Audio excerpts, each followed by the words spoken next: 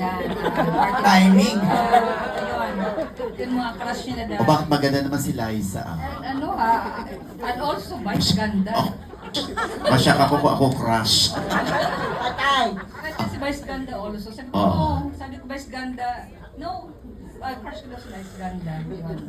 So, pero nung makita niya si Cristel, naku, Diyos ko sa bahay nakakaumay. Walang, minuto, I love Cristel. I miss Cristel. Wow! Pero mami! Lalo na ngayon pag may mag-resting, minsan pagod siya. Pag sinabi ko, Komedyante "Ay, to si eh." Cristel there. Ayun, automatic. Ayun. So, kung ibig lang sabihin nito, pareho lang din sila ng mga karaniwang tao na marunong ma-in love. Oo. Pero, maraming salamat, Mami. Isa na lang ha, MJ, gusto ko lang malaman kung ano pinakamatinding pinagdaanan ng isang parent sa pagkakaroon nila ng may Down syndrome na anak. Ano ho yung hindi nyo makakalimutan? Ayan, sa harap ko kayo, Audrey. Sir, patayo na lang po and please introduce yourself. Hello everyone, I'm Nilo Dicen. I'm the dad of Gio Dicen. So, ang question ni Mr. Rogi is, kung ano yung pinakamatinding pinagdaanan namin. Opo, yung pong kung sa pakikipag doon po sa ibang tao, kung paano po tingnan o makisalamuha sa inyong tao, ano yung hindi niyo makakalimutang pinagdaanan ninyo na talaga ipinaglaban niyo yung inyong anak. There was this one instance that comes to my mind. Ito yung instance na we were out dining as a family. And then, dun sa kabilang table, merong family with kids na tumitingin sa amin. And then, for some reason, tingin sila ng tingin. And then, nagbubulungan sila. And then, tatawa sila. So, syempre, as a parent, gusto mong malaman.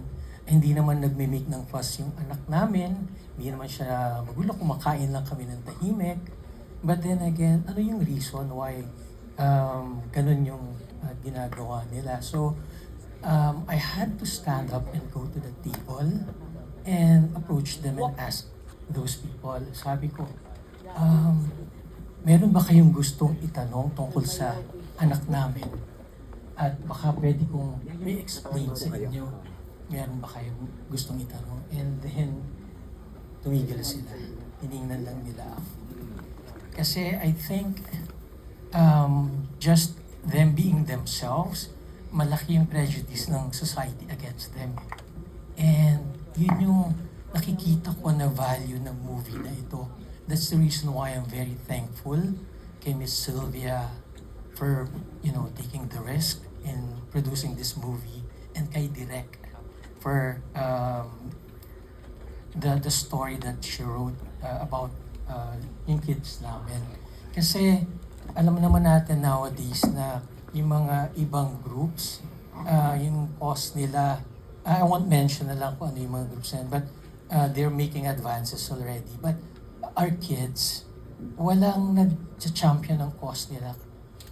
Kasi hindi naman sila marunong mag-advance ng cause nila by themselves. So, ang nagpapasalamat kaming lahat ng parents kasi nandyan si Miss Sylvia at si Miss Sigrid that give them the voice para mapakinggan kung anong gusto nila, ang pwede nilang sabihin, and to showcase their talents para makita naman nila kung ano yung capabilities nila. And kasi yun nga yung family na binigay ko yung example, nakikita nila how different they are, but they don't see kung how beautiful our children are kasi they don't understand. And this movie gives them, maybe through this movie, makikita nila yung mundo ng mga anak namin through a different lens. Makikita nila na how lucky we are. Kasi nga, nakikita nyo, common theme kanina sa mga sinabi ng ating mga actors na these kids only speak the language of love. Pure, unconditional love. And imagine us living our lives on a daily basis, experiencing that pure unconditional love. And this movie is our way of sharing that love to the entire world.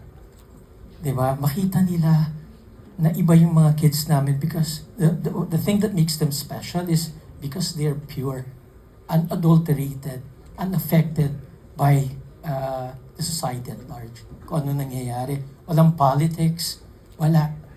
Love lang talaga.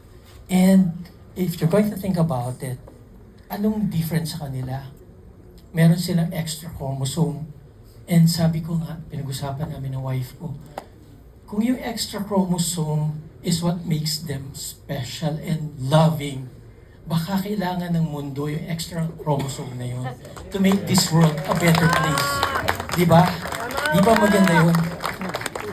Tama ko yan, tama. Perfect, perfect.